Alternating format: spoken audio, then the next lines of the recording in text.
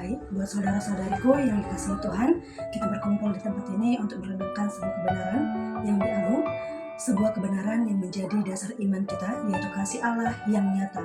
Seringkali kita mendengar tentang kasih Allah, kita membacanya di Alkitab, tetapi apakah kita benar-benar merasakan dan memahami betapa nyatanya kasih Tuhan? Hari ini mari kita telusuri bersama bagaimana kasih Allah dinyatakan dalam kehidupan kita. Sebelum itu, marilah kita berdoa sebelum kita mendengarkan sebuah Injil. Doa dimulai. Kembali kami syukur Bapa buat kasih setiamu, menyembah Bapa buat kasih-Mu, kebaikan-Mu, kami ada di tempat ini karena kebaikan-Mu Tuhan Yesus, di mana kami akan memulai sebuah Injil Bapa. Biar Tuhan Yesus memberkati dari awal, pertengahan hingga akhir. Biar Tuhan Yesus mengurapi setiap Injil kami, Tuhan Yesus yang baik. Hanya di dalam Anak-Mu, hanya di dalam nama Tuhan Yesus Kristus kami berdoa syukur, haleluya, amin. Saudara-saudari yang dikasihi Tuhan, kasih Allah bukanlah konsep yang abstrak atau teori yang jauh dari jangkauan kita. Ia nyata, terwujud dalam berbagai cara di kehidupan kita sehari-hari. Pertama itu, kasih Allah nyata dalam ciptaannya. Kita dapat melihat bahwa ciptaan Tuhan yang begitu indah dan menakjubkan. Langit yang begitu biru, matahari yang bersinar, dan bumi yang subur. Semuanya itu adalah bukti kasih Allah yang tak terhingga. Ia menciptakan dunia ini bukan hanya untuk kita huni, tetapi juga untuk kita nikmati dan kagumi. Bukti kedua, kasih Tuhan itu nyata di dalam kehidupan kita. Seringkali kita mendengar lagu kasih Allahku sungguh telah terbukti ketika Dia serahkan anaknya.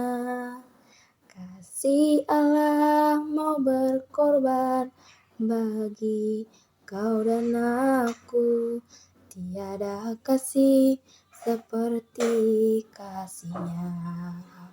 Nah, jadi dari lagu ini kita tahu bahwa kasih Allah itu nyata dalam pengorbanan Yesus Kristus. Yesus, Putra Allah yang tunggal, rela meninggalkan kemuliaan surgawinya dan datang ke dunia ini sebagai manusia. Ia hidup di tengah-tengah kita, mengajarkan kita tentang kasih, kebenaran, dan keadilan. Puncak dari kasih-Nya adalah Ia rela mati di kayu salib untuk menembus dosa-dosa kita.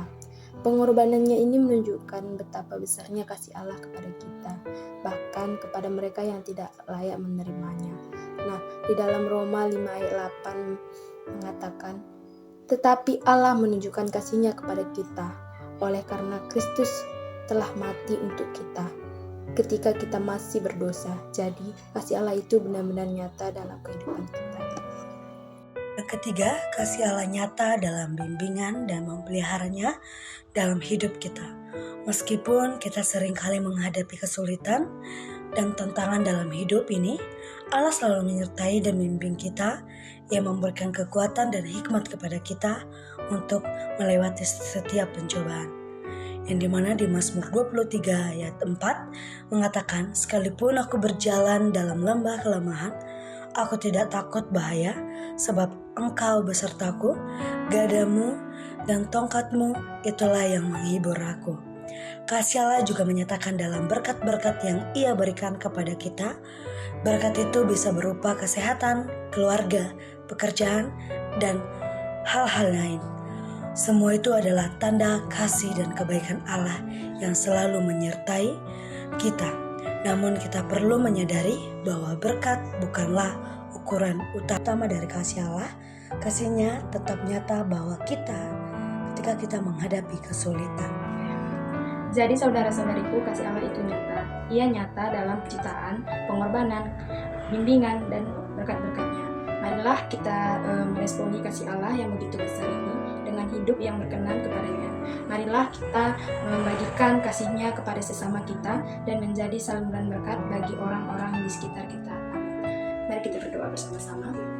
Bapa yang baik, Bapa yang bertahta dalam kerajaan surga, terima kasih Bapa atas berkat-Mu, di mana Bapa kami telah mendengarkan penginjilan dari-Mu ya Bapa. Semoga apa yang telah kami dengarkan dapat kami terapkan di dalam kehidupan kami sehari-hari Bapa.